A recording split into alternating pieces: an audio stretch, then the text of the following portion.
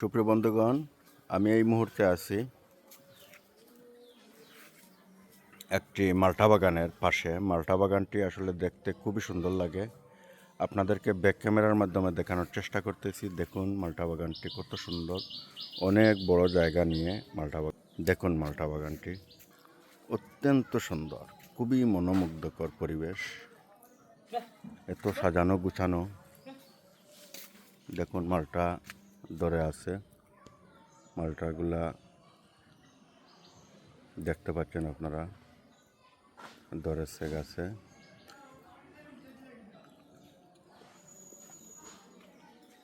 কত সুন্দর, কত সুন্দর পরিবেশ, এক কথায় অসাধারণ।